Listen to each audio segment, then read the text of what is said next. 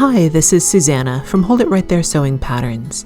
The purpose of this video tutorial is to walk you through adding the optional ID pocket to the Clarendon Crossbody Wallet.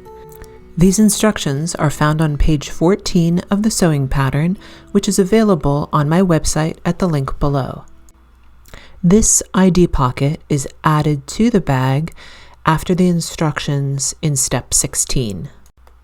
Locate your fabric for your optional ID pocket, the vinyl, the pattern piece, and your interfacing.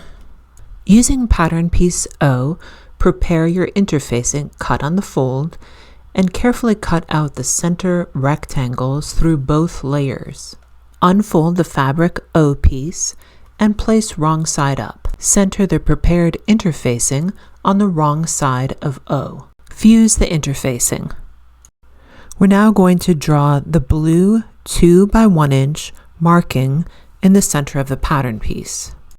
I find it easiest to trace around a 2 by 1 inch piece of cardstock.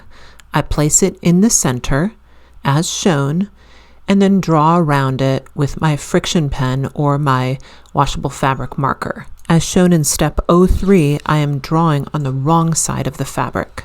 You'll notice your pattern piece O has blue diagonal lines. I am now drawing those, transferring those markings onto my fabric piece. I am drawing 8 diagonal lines connecting the corner of the 2 small rectangles I just drew to the inner corner of the interfacing.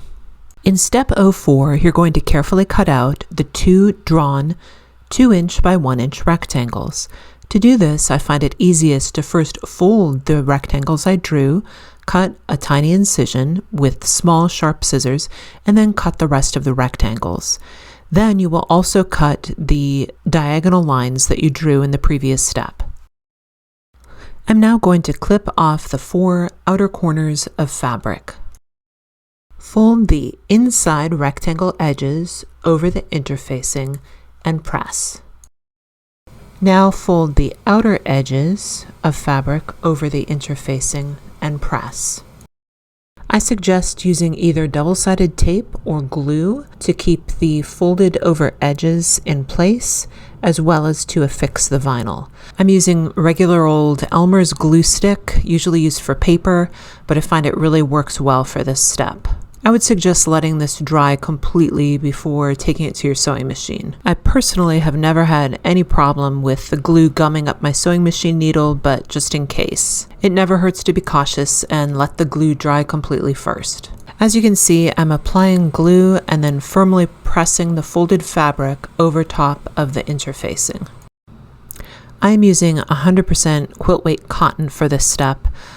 Linen fabric tends to unravel and definitely is a little harder to work with for making an ID pocket. With your ID pocket remaining wrong side up, apply double-sided tape or glue to the folded in fabric edges. This will keep the vinyl in place. The vinyl should fit without extending beyond the fabric. If it's too big, trim it down so that it doesn't hang over the fabric.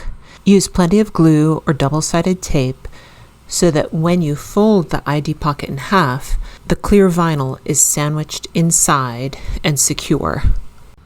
Once the glue is dry, top stitch along the inside rectangle.